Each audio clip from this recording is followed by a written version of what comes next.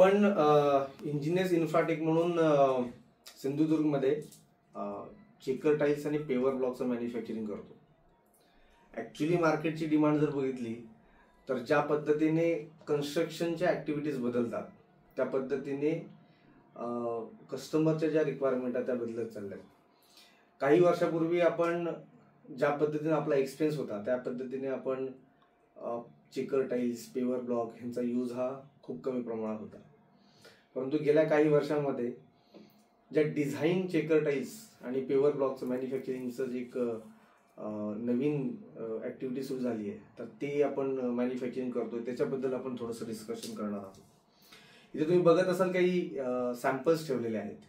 Normally हा 8x8 8 inch by 8 इंचचा हा section असतो.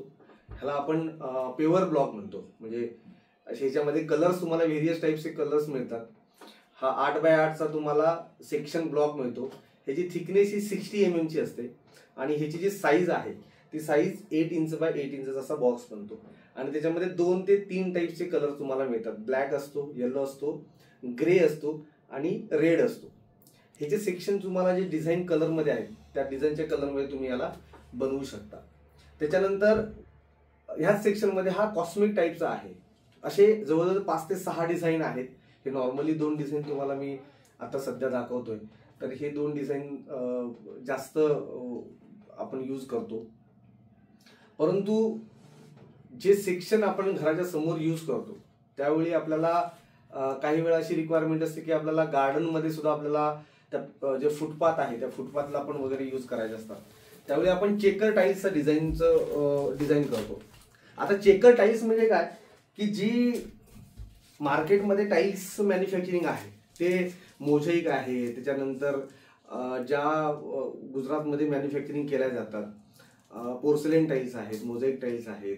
तर त्या टाईल्स आपण वॉलसाठी, फ्लोरिंगसाठी ज्या गुड फिनिशच्या टाईल्स असतात हे कॉन्क्रीट टाईल्स आहेत.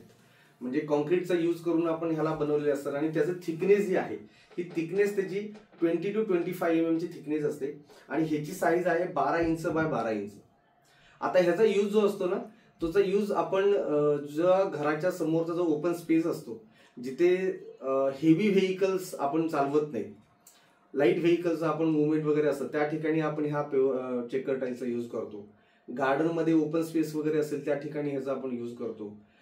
मंदिराच्या ठिकाणी वगैरे जसं त्या ठिकाणी आपण या टाईल्सचा यूज करतो. तर ही 12x12चं हे थिकनेस येतं, साईज असते आणि ह्याची थिकनेस ही तुम्हाला 25 mm पर्यंत मिळते. ऑलमोस्ट हे जे कॉन्क्रीट बनवतो आपण जर का आपण आपल्याकडे जे आपण मॅन्युफॅक्चरिंग करतो इतरांपेक्षा आपल्याकडे वेगळं कसं आहे तर ह्याची जी स्ट्रेंथ आहे जी कॉम्प्रेशनमध्ये आपण त्याला कॅल्क्युलेट करतो तर त्याची ह्याची स्ट्रेंथ आपण मिनिमम M20च्या ग्रेडचं कॉन्क्रीट आपण ह्याला यूज करतो. फिनिशिंग जे आहे लॅकर फिनिशिंग आहे, रेझिन कोटेड लॅकर जे असतं त्या लॅकरचा फिनिशिंग तुम्हाला ह्याचा मिळतो. आणि ह्याच्या बॉटमचा जो कलर असतो म्हणजे त्याच्यामध्ये 2 लेअर असतात, एक टॉप लेअरचं कॉन्क्रीट असतं आणि एक बॉटम लेअर कॉन्क्रीट असतं. तर बॉटम लेअर आपण M20, M25च्या ग्रेडमध्ये कॉन्क्रीट बनवतो आणि टॉप लेअरचा असतो तो M30च्या ग्रेडचा असतो. त्याच्यामध्ये ओरिजिनल पिगमेंट्स यूज केले जातात. काही वेळा होतं की तुम्ही ज्यावेळी अदर्स जे काही बनवतात त्याच्यामध्ये पिगमेंटचा कमी वापर करतात, ज्यामुळे 2-3 वर्षानंतर 5 वर्षानंतर हा जो कलर जातो हा गेल्यानंतर तुम्हाला हे जो बॉटम आहे तो तुम्हाला व्हाईटिश पडायला लागतो. पण आपलं असं नाही आहे. आपल्याकडे आपण पिगमेंट थोडंसं हायर क्वालिटीमध्ये वापरतो, त्यामुळे हे जरी तुम्ही 2-4 वर्षामध्ये गेलं तर तुम्हाला ह्याचा रिझल्ट चांगला मिळतो. ह्याच्यामध्ये तुम्हाला 7 ते 8 डिझाईन मिळून जातात. अराउंड एका ब्रासमध्ये म्हणजे 100 स्क्वेअर फीटमध्ये तुम्हाला 100 पीसचा यूज होतो याचा. आणि ह्याचे जे साईज वेगवेगळे असल्यामुळे ह्याचे क्वांटिटी पण पर ब्रास बदलत जातात. ब्रासमध्ये आपण इथे कॅल्क्युलेशन होतं सिंधुदुर्गमध्ये तळा या ठिकाणी कणकवली तालुक्यामध्ये तळेरेमध्ये आपण ह्याचं मॅन्युफॅक्चरिंग करतो. आता ह्याचा सप्लाय ऍक्च्युली बऱ्यापैकी ठिकाणी चालतो, जसं गोवा म्हणा, रत्नागिरी, सिंधुदुर्ग ह्या ठिकाणी हा जो एरिया आहे त्या ठिकाणी आपण यूज करतो. आणि लोकलची जी लोक आहेत कस्टमर्स आहेत त्या कस्टमरांसाठी सुद्धा आपण हे त्याच क्वालिटीमध्ये प्रोडक्ट अवेलेबल करून देतो. तुमची डिमांड जी ज्या पद्धतीने तुमची रिक्वायरमेंट आहे त्या रिक्वायरमेंटनुसारच आपण त्याचं मॅन्युफॅक्चरिंग करतो आणि त्या पद्धतीने त्यांना आपण सप्लाय करतो. आपल्याकडे स्टॉक बऱ्यापैकी राहत नाही, कारण डे टू डे आपला मटेरियल सप्लाय होत राहतो.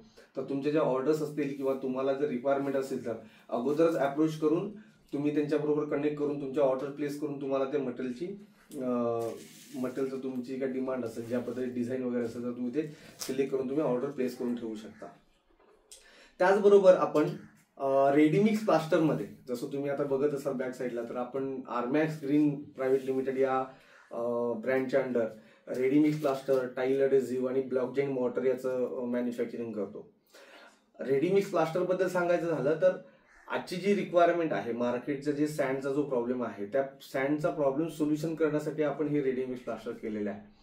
तर एक रेडीमिक्स प्लास्टरकडे बघताना कस्टमरचं असं असतं की जी लोकल जी सँड आहे ती सँड अवेलेबल करणं, सिमेंट अवेलेबल करणं आणि त्याच्यानंतर ते मॅनपॉवर वगैरे लावून परत त्याला ते वर्किंग करणं हे एवढं फिजिबल नाही आहे आजच्या डेटला. तर रेडीमिक्स प्लास्टरमध्ये ही 40 kg जी बॅग आहे ती बॅग तुम्ही घेऊन गेलात, फक्त त्याच्यामध्ये पाणी टाकून तुम्ही डायरेक्ट त्याचा प्लास्टर करू शकता. कॉस्ट वाईज तुम्हाला खूप इफेक्टिव्ह आहे, स्ट्रेंथ वाईज तुम्हाला खूप इफेक्टिव्ह आहे, वर्केबिलिटी चांगली आहे त्याची. मनुष्यबळ जे लागणार आहे वर्किंग करताना, जे 10 माणसं तुम्हाला तुमचं काम करण्यासाठी लागलं ते तुम्हाला 4 माणसामध्ये किंवा 3 माणसामध्ये तुमच्या घराचं पूर्ण प्लास्टर होऊ शकतं. त्यामुळे जी आता जी सिच्युएशन आहे, मॅनपॉवर अवेलेबिलिटी नाही आहे, सँड अवेलेबिलिटी नाही आहे, वेळेवर आपल्याला त्या गोष्टी अवेलेबल होत नाहीये, टाइम आता खूप इम्पॉर्टंट आहे प्रत्येकासाठी. तर ते जर वाचवायचं असेल तर तुम्हाला आरमॅक्सचं रेडीमिक्स प्लास्टर यूज करून एकदा बघायला काही हरकत नाही. बॅक टू द पॉइंट, जर आपण पेवर ब्लॉकच्या विषयावर आलो तर पेवर ब्लॉक हा सुद्धा एक लेबर इंटेन्सिव्ह जॉब आहे. कारण नॉर्मली जे वर्किंग होतं डेली तुम्हाला कमीत कमी 2000, 2500, 3000 नंबर्स ऑफ 2000-3000 पीस हे बनवावं लागतात. त्याचं एक फॅक्टरी टूर तुम्हाला मी नेक्स्ट व्हिडिओमध्ये देईनच. त्याच्यामध्ये कोणत्या पद्धतीने बनवलं जातं आणि कोणत्या पद्धतीने त्याची क्वालिटी मेंटेन केली जाते हे पण तुम्हाला मी नेक्स्ट व्हिडिओमध्ये दाखवेन. सध्या एवढंच या व्हिडिओमध्ये मी तुम्हाला सांगेन. नेक्स्ट व्हिडिओ बनवण्याच्या अगोदर मी तुमच्याकडनं अपेक्षा एवढीच करेन की या व्हिडिओ लाईक करा, शेअर करा आणि सबस्क्राईब करा. आणि आपले जे कन्स्ट्रक्शन ॲक्टिव्हिटीजमध्ये जे लोक इन्व्हॉल्व आहेत, जे कॉन्ट्रॅक्टर्स आहेत, मेसन असतील, आपले डीलर असतील, डिस्ट्रीब्युटर असतील, बिल्डर असतील, ह्या लोकांपर्यंत हा जर व्हिडिओ पोहोचवला तर त्यांच्यासाठी सुद्धा खूप चांगली गोष्ट होईल. त्यांना वेळेवर प्रोडक्ट पण अवेलेबल होईल, त्यांचा फायनान्शियल फायदा पण होईल आणि आपले प्रोडक्ट त्यांच्यापर्यंत पोहोचवण्यासाठी आपला हा जो काही एक प्रयत्न आहे तो प्रयत्न सुद्धा सक्सेस होईल.